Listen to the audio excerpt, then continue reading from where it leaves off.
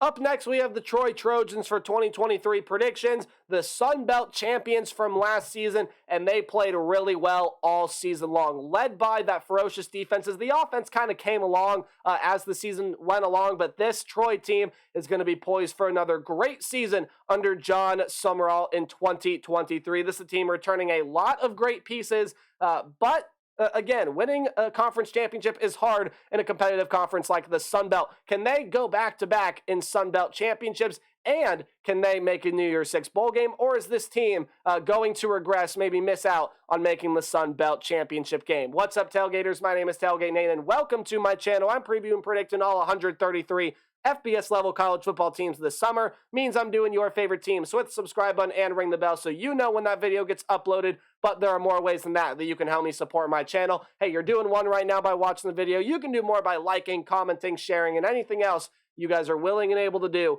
to help me support my channel, because whatever you guys are able to do, I'll greatly appreciate. Thank you so much for the support on the channel this year. All right, let's talk about Troy in 2023. This is going to be another really, really good football team. A football team much like South Alabama I could see breaking into the top 25 this year. I think they're going to be that impressive and that good. Hey, how do we do preview predictions around here? Well, we go through a roster overview and look at who the team lost, who's coming back, and who's coming in through the transfer portal and recruiting class, as well as taking a look at the 2023 Trojan football schedule, and we'll give it a game-by-game preview and prediction. So without further ado, let's talk about the Sun Belt champs of 2022, the Troy Trojans, here entering 2023.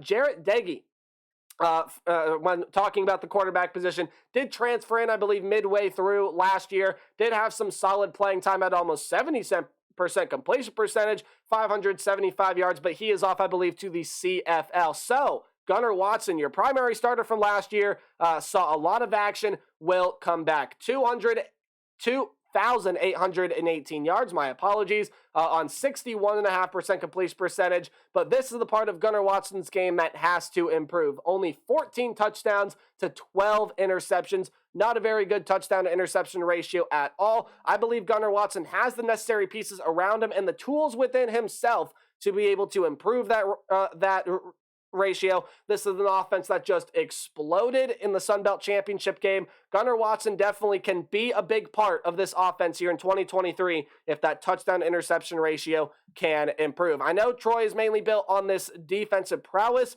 but Gunnar Watson, I think, can still be a very solid quarterback for the Trojans here in 2023. Running back room, let's talk about it. Your second leading rusher, D.K. Billingsley, going to be gone. 670 yards and 8 touchdowns for Billingsley last season, so you lose a pretty vital part to that Troy Trojan rushing attack. However, your leading rusher from last season, Kamani Vidal, will be coming back. He was a 1,000-yard rusher last year, and on 231 carries, had 1,132 yards, and 10 touchdowns last season, averaged almost 5 yards per carry. Damian Taylor will also come back, and you get a transfer coming in Asab Martin. He's a former 5-star out of high school, a very highly rated 3-star transfer out of Memphis, out of the American Athletic Conference. Wide receiver room, you lose one of the highest graded wide receivers according to PFF in the nation last year. I believe he was second behind Marvin Harrison, so big props there. Tez Johnson was your leading receiver last year, 863 yards and 4 touchdowns. He is transferred off to Oregon, and Ray J. Johnson also leaves as well. That was your second leading receiver, 713 yards, and led the way with 7 touchdowns for the team last season. However, still some solid pieces return. You do get your third, fourth, and fifth leading receivers back. That's Deshaun Stoudemire, Jabari Barber, and Marcus Rogers. All of them come back around 1,000 yards of production, 4 total touchdowns between the 3 of them there. And then, well, some transfers are going to be coming into this program as well. Chris Lewis comes over from Kentucky, and then you get Landon Parker coming over from Wofford. Both of them should play solid roles in this wide receiver room for Troy. Again, a lot of it hinges on if Gunnar Watson can improve that touchdown-interception ratio. I think they have the talent in the wide receiver room and in the tight end room, as you are losing Michael Weiss, was your second leading receiver among tight ends last year, did have 12 catches, 105 yards, and a touchdown, but DeAndre Lewis and Clayton Olendiak are going to be coming back in that tight end room. And on the offensive line, Jake Andrews is gone, but you return Grant Betts and Kaniel King, as well as transferring in Colby Smith, Eli Russ, and a community college JUCO transfer in Elijah Felipe there as well. Again, I think a lot of this offense relies on if Gunnar Watson can improve that touchdown interception ratio. We saw them be able to put up points in a hurry against Coastal Carolina in the Sun Belt Championship game, so we know they're capable of it. Let's see it happen in 2023. Defense, Nate, it's what this Troy team is built on. What do they bring to the table in 2023? Well, let's talk about the defensive line. They lose some key players in pretty much every position from last season. So, Shaquille Brown, Will Cholo, and Antonio Showers. Those are going to be some pretty solid guys that leave this defensive line. Cholo had 5.5 sacks last season. And again, those other guys really solid as well. Shaquille Brown, 4 sacks from last season as well.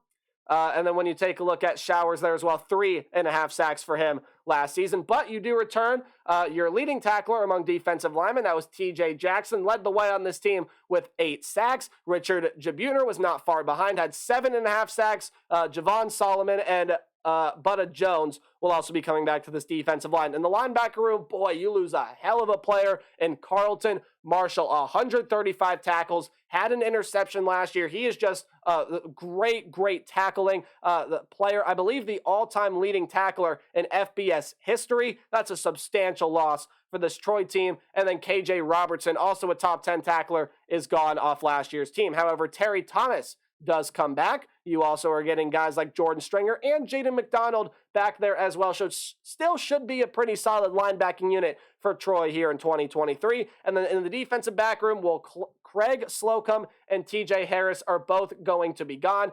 Slocum had 102 tackles, 7 passes defended. Really good defensive back. You're going to be losing him. And TJ Harris, 4.5 sacks coming out of the safety position, 66 tackles, 4 passes defended, mixing an interception there as well. But a lot of talent does return. Del Pettis, Reddy Stewart were 2 top 5 tacklers from last season. They will both come back. Stewart led the way with 11 passes defended for the Trojans last year, and there should be a return in front of there, but all 3 of those guys at the bottom return as well. Oshai Fletcher, Keyshawn Swanson, Caleb Ransaw, among others, return for this Trojan secondary. Even though with all they lost, should be a pretty solid defense.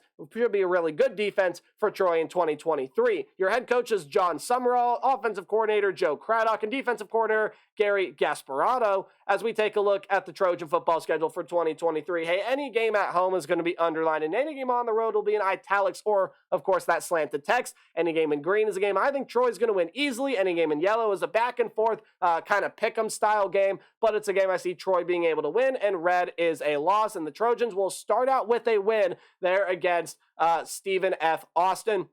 That's a program from the FCS ranks, and the Trojans should be able to win that game fairly easily. Now, you do have to go on the road to play Kansas State. Here's the interesting thing about this game.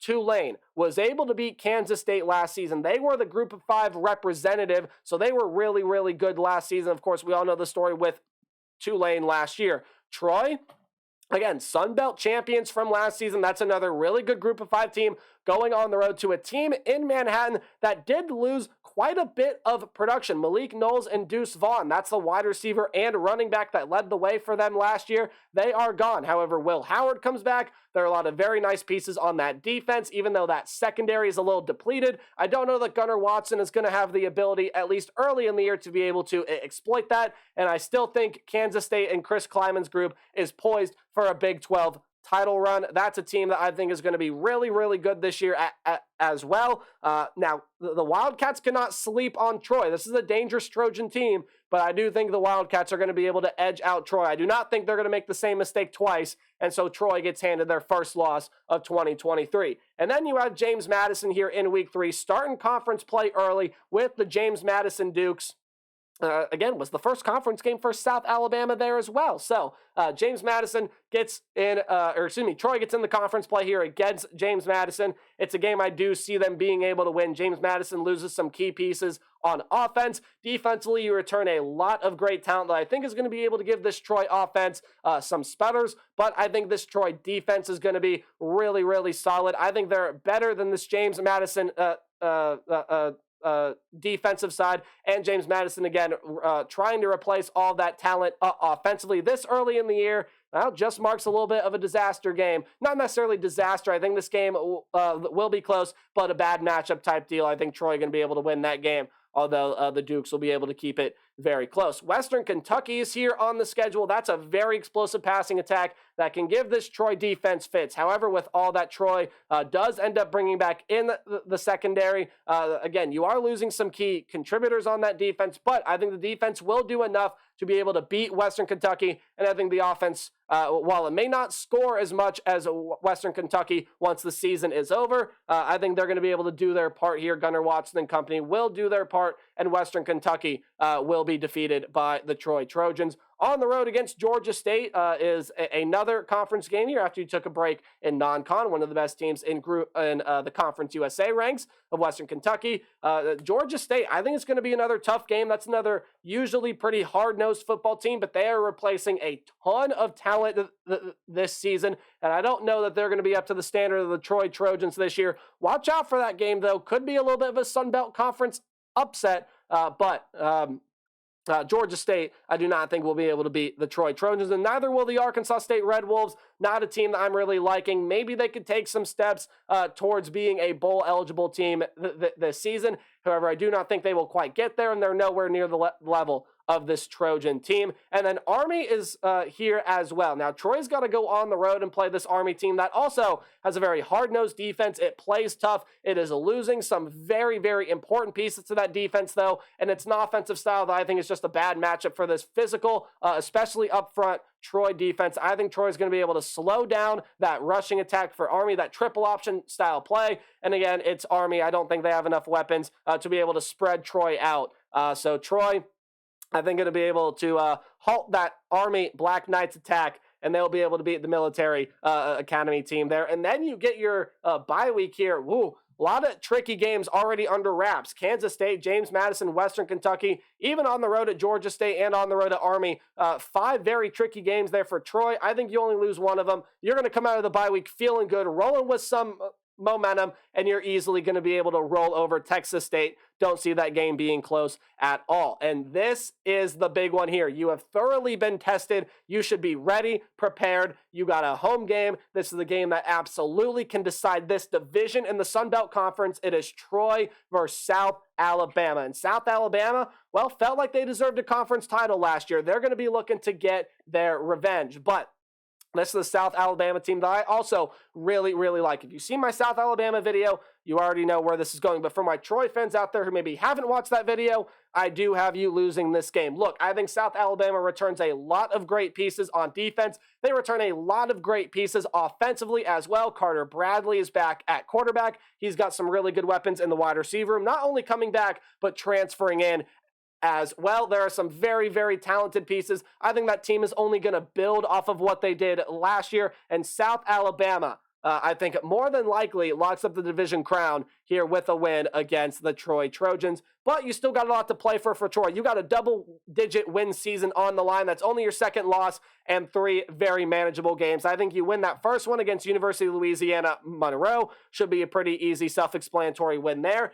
Should be a win against the Louisiana Raging Cajuns as well. That's a team that, again, I don't quite think is going to be competing towards the top of the ranks in the Sun Belt Conference this year. I would not want to play that team on the road, but when you take a look at that Louisiana team on paper, I just don't think they match up well with the Troy Trojans. Troy going to be able to win that game. And then on the road against Southern Miss, I think it's going to be a pretty difficult game to win. I think Troy's going to see their challenges, and Southern Miss is going to be a competitive team in the Sun Belt Conference this season. I just don't see them having enough firepower to be able to outmuscle and outlast this Troy defense. And so Troy gets a double-digit win season. I have them at 10-2, 7-1. I really like this Trojan team, and if Gunnar Watson can improve, they're going to be able to ride that defense, yes. But if Gunnar Watson can improve, boy, Kamani Vidal can probably rush for 1,000 yards again this year. They've got a lot of talented weapons at wide receiver and tight end. So if Gunnar Watson, man, I think a lot of the season hinges on him. If Gunnar Watson can show improvement in his game, again, I don't think he has to be anything special, but if he can show improvement, maybe reach that 3,000 yard mark, maybe get 20 touchdowns, oh boy, watch out for this Trojan team. A team that can win the Sun Belt Conference again, but I have them falling just short of a conference championship game. Thank you so much for watching. Let me know your thoughts on the Trojans in the comment section below. And as always, remember to play hard but tailgate harder. See you guys in the next video.